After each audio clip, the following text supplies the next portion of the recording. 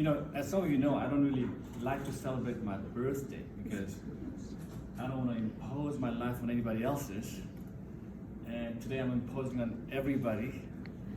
But I know this is not about me. It's about the entrepreneurship program, the College of Business, and our beloved university. And I want to thank Dale for entrusting me with this incredible honor. It means a lot to me. It's more than I could ever dreamed, or way beyond that. And I want to thank Provost Poon and President Snyder for their wonderful, kind comments. And today I want to spend a little time, actually, mostly, thanking people. I want to thank, first of all, a lot of my colleagues who are here. I want to thank you for being here. You guys make my life and work incredibly pleasant and productive. I want to thank my friends who are here. Some of you are here for the first time. I'm glad you got in. I really want to thank you. Stefan, thanks for coming. You covered my drinking bill for the last 30 years. I want to thank my family, although they were forced to come.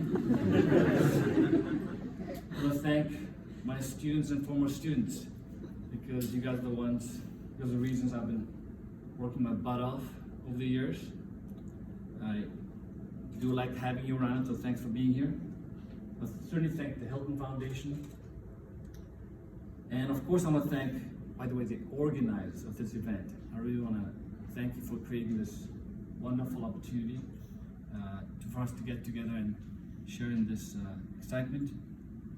Of course I want to thank my mentor, Dr. Kiesner, who's joining us via Zoom.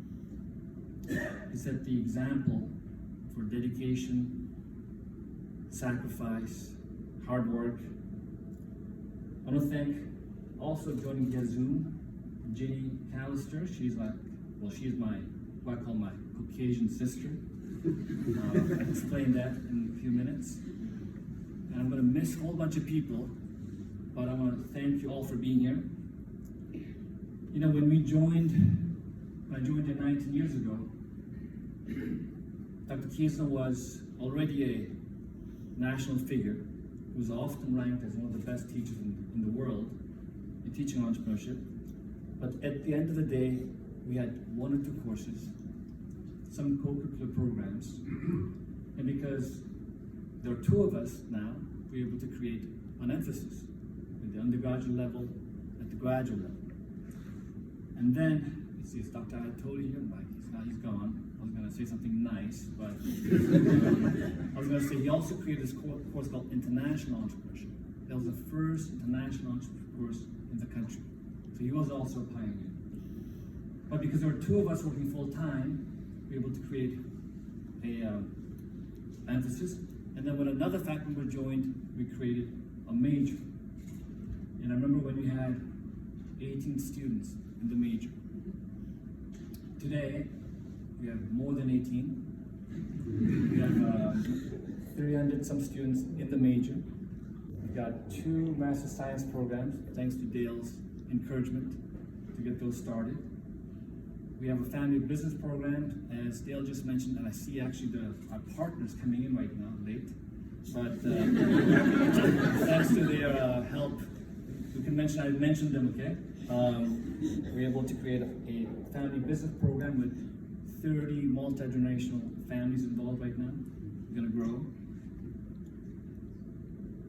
We have a center, by the way, which just a year and a half ago was ranked, or was recognized finalist for Best Student Engagement and Leadership by the Global Consortium of Entrepreneur Centers. And I want to take this moment to thank Darlene for hard work.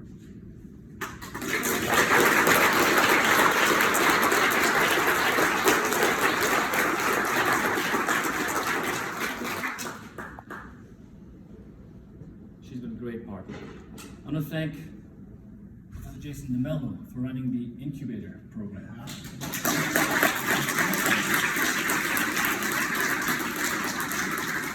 He's overseeing 15 student projects right now. And when he has time, he helps coach our student competition teams.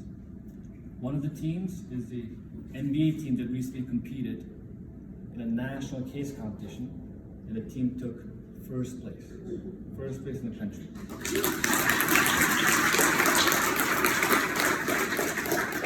Speaking of winning, we got Professor Mark Hattendorf. Where is he? Okay, there he is.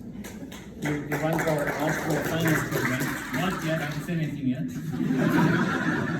He runs our entrepreneurial finance program, and 2 of the last 3 years, he took our students to the venture capital investment competition and took first place in the Western region. And right now we're headed to the national competition in a couple of weeks. I want to thank Professor Hattendorf for his dedication.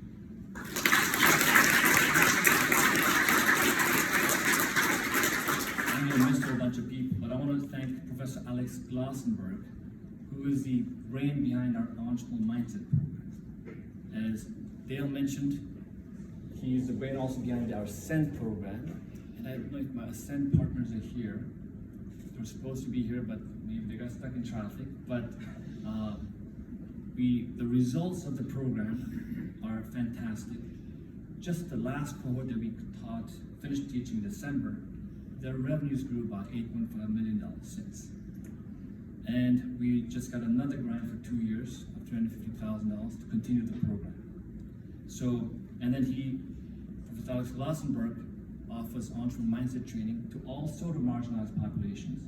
We had a program for North Korean refugees in South Korea and in the US. I didn't know there were any North Korean refugees in the US until we started teaching them. I want to thank Professor Alex Glossenberg, and if you could give him a hand, appreciate it.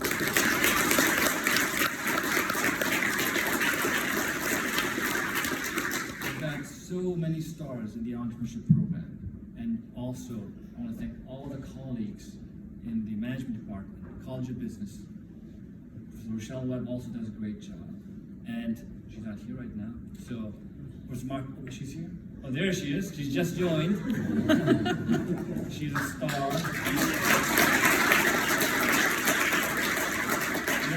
If you want to meet celebrity CEOs, just attend one of her classes. She brings them every other class. I want to thank Professor Marcus Cruz, probably the most well-read academic in our group. So many of us. Professor Enrique Gutierrez is a star, celebrity professor. Again, I'm going to miss a whole bunch of you, so apologize. I'm going to thank you all individually later. And I want to thank one more person who I never had a chance to thank. I want to thank our former Dean, John Wallahan. And I want to thank him because, you know, my first week at LMU, I was excited to attend a faculty meeting. It's hard to imagine that now. But I was excited, so I told him, I'll be there, I just have to cancel my meeting with my students. And then he said, in these exact words, David, meeting with faculty, important, advising students, more important. I think that's good mentorship. That set the tone for me for the last 19 years.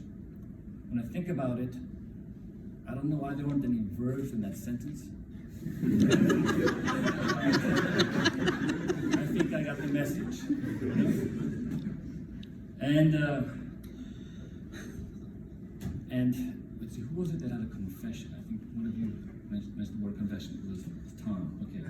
So I think it's this Jesuit tradition of making confessions. But I'll make a confession, and that is that I may be a workaholic. My kids and my family know that I work 7 days a week, Saturday and Sunday. But I want to share with you why that is so. Please turn your phone on. Number one, I learned this when I was about 20 years old, and it turns out everybody in Asia knows this. I didn't know. There's a saying that goes something like this: God, parents, teachers. The same. And to me, what that meant was that I should be respected like God or parents. But what that made me feel is responsible. we feel responsible for the success of our students. And I think that's why I turned down my early sabbatical. I can imagine not being here for my students. And when I had my little incident with my heart, I started a weekend, one Friday evening, I decided I'm gonna return as soon as possible.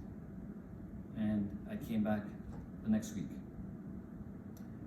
The other reason I'm a workaholic, actually there are many reasons, but one other reason is, that's a confession, I often feel very inadequate.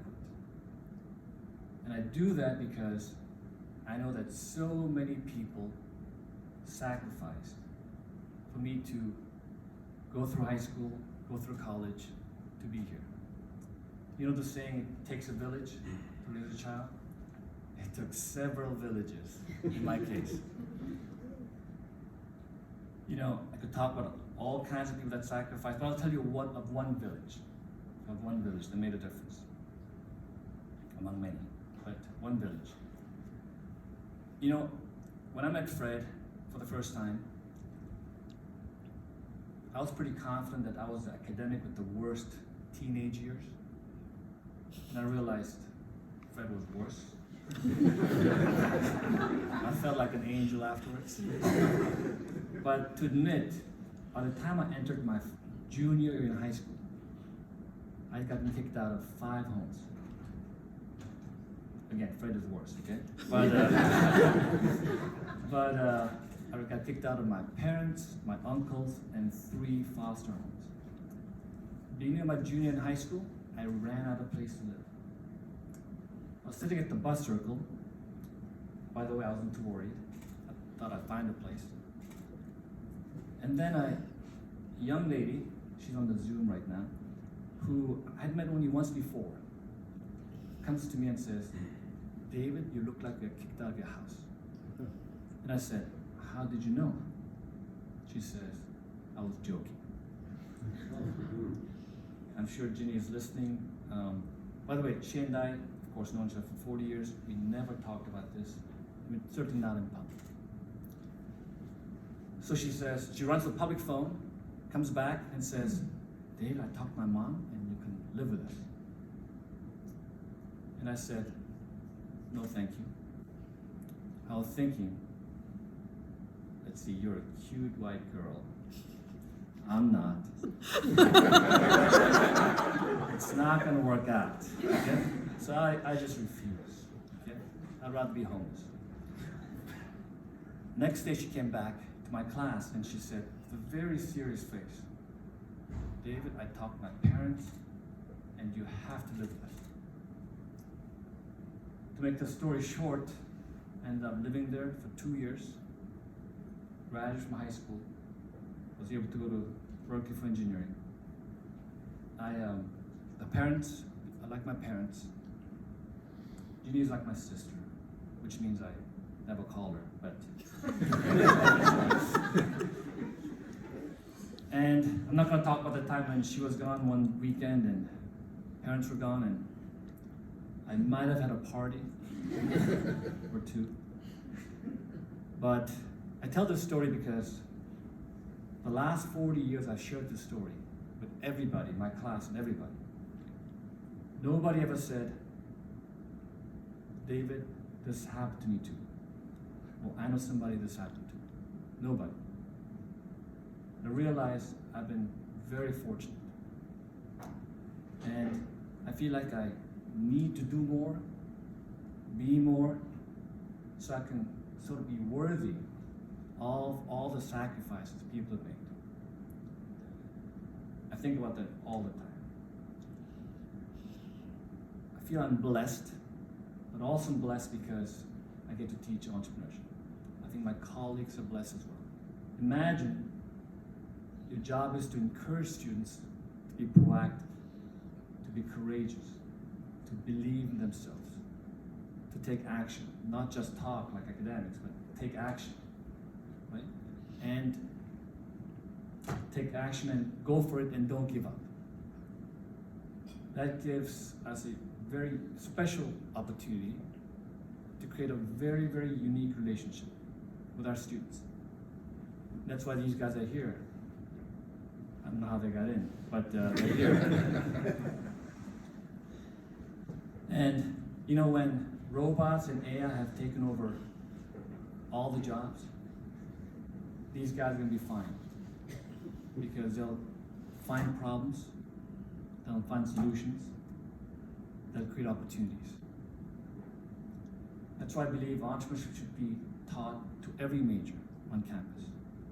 Engineering, science, liberal arts, everybody. And when that happens, actually our ranking will probably improve, because that's one of the measures that Princeton Review uses. And speaking of rankings, I'd like us to be among the top 5 programs, let's say, the next 5 years. We were number 7 a few years ago, so we can kind of climb back. And we have all the ingredients, some of which I mentioned earlier. We just need a little bit more fuel. Right? We could use some more scholarships, we could use some funds for programs, we could use some funds for the venture capital fund that Provost Poon approved. And most of you heard of the term talent, time, and treasure. Some of you probably hate it, but with a little bit of your help, I think we can create one of the world's best programs. By the way, I want to thank Mr. Kim also for coming. He made a big, huge support for us. Thank you.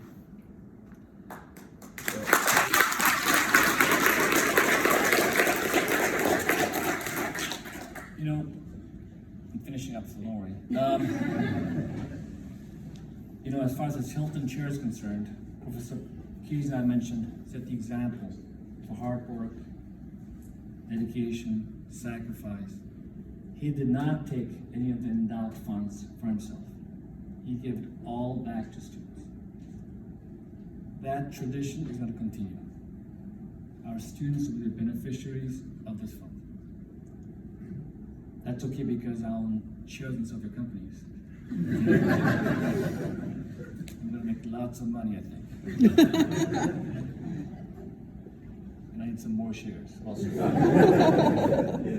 But as far as this chair is concerned, I'm going to treasure it with all my might, all my humility, and you're going to hear great things coming from the entrepreneurship program and me.